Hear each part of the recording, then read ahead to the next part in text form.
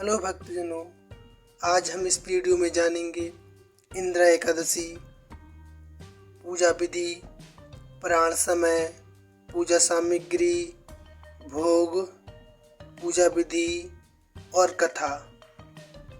तो प्रेम से बोलिए जय श्री हरि विष्णु। तो आइए शुरू करते हैं। पंचांग के अनुसार 27 सितंबर को दोपहर 1:20 से एकादशी तिथि की शुरुआत होगी, जिसका समापन 28 सितंबर को दोपहर 2:49 पर होगा। इसलिए उदया तिथि के अनुसार 28 सितंबर को इंदिरा एकादशी का व्रत रखा जाएगा।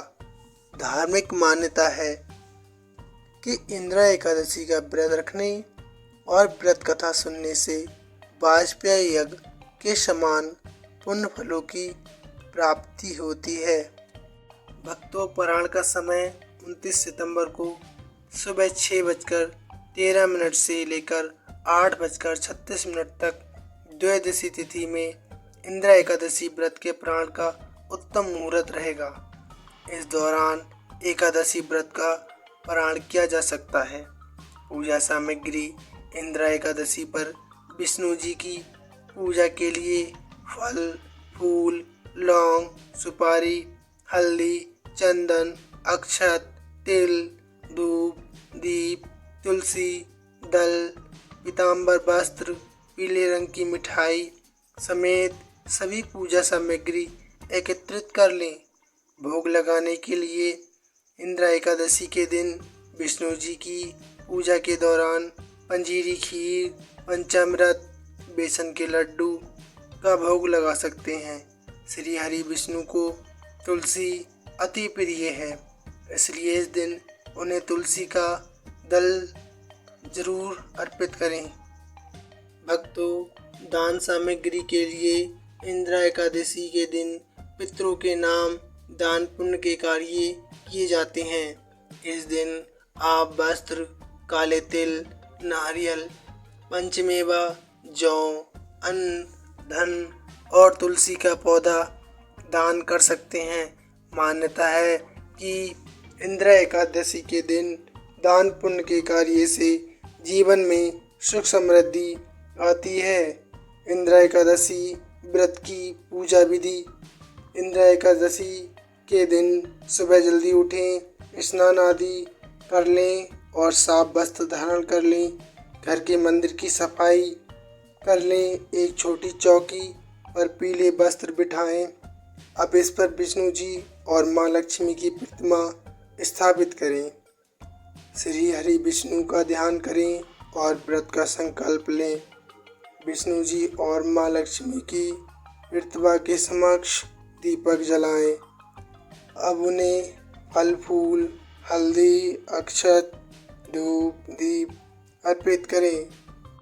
विष्णु जी के मंत्रों का जाप करें। अंत में सभी देवी देवताओं के साथ विष्णु जी और माँ लक्ष्मी की आरती उतारें।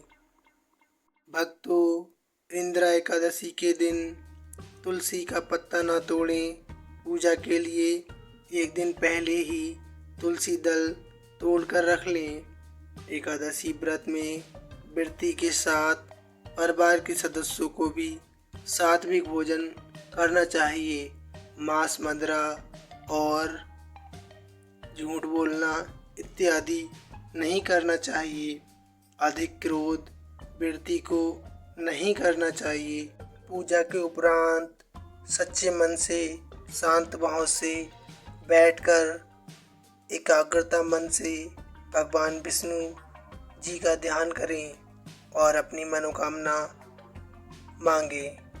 सच्चे मन से मांगी हुई मुराद भगवान श्री हरि विष्णु अपने भक्तों की अवश्य पूर्ण करते हैं। तो प्रेम से बोलिए जय श्री हरि विष्णु। आइए भक्तों, अब कथा शुरू करते हैं। पौराणिक कथाओं के अनुसार सतयुग में इंद्रसेन नाम का एक राजा था, जो महेशमती नगरी में राज करता था। उसे सभी भौतिक सुख प्राप्त थे। एक दिन नारद मुनि राजा इंद्रसेन की सभा में उनके मृत पिता का संदेश लेकर पहुंचे। नारद जी ने राजा इंद्रसेन को बताया कि कुछ दिन पहले उनकी भेंट यमलोक में राजा के पिता से हुई। राजा के पिता ने नारद जी को ये कहा कि उनके जीवन में एकादशी का व्रत भंग हो गया था, जिस वजह से उन्हें अभी तक मुक्ति नहीं मिल पाई है और वह अभी तक यमलोक में भटक रहे हैं। ये संदेश सुनकर राजा बहुत ही दुखी हो गए और उन्होंने नारद जी से अपने पिता को मुक्ति दिलाने का उपाय पूछा, जिसका हल निकालते हुए नारद जी ने बताया कि अगर आप अश्विन माह में पड़ने वाली इंद्र एकादशी का व्रत रखते हैं तो इससे उनके पिता को सभी प्रकार के पापों से मुक्ति मिल जाएगी, साथ ही बैकुंठ धाम में स्थान प्राप्त होगा। इसके बाद राजा ने इंद्र एकादशी व्रत का संकल्प लेकर भगवान विष्णु की विधिवत पूजा की। साथ ही राजा ने पितरों का श्राद्ध किया, ब्राह्मण भोज और उनके नाम से क्षमता अनुसार दान पुण्य भी किया, जिसके परिणाम स्वरूप राजा के पिता को मुक्ति मिल गई और उन्हें मोक्ष की प्राप्ति हुई। इतना ही नहीं, राजा इंद्रसेन को भी मृत्यु के बाद बैकुंठ धाम की प्राप्ति हुई। यही वजह है कि आज भी लोग इस व्रत का पालन भाव के साथ करते हैं और अपने जीवन को सुखमय बनाते हैं। दोस्तों, अगर जानकारी अच्छी लगी हो, कथा वृतांत अच्छा लगा हो तो वीडियो को लाइक शेयर सब्सक्राइब करना कतई ना भूलें। जय श्री हरि विष्णु नारायण।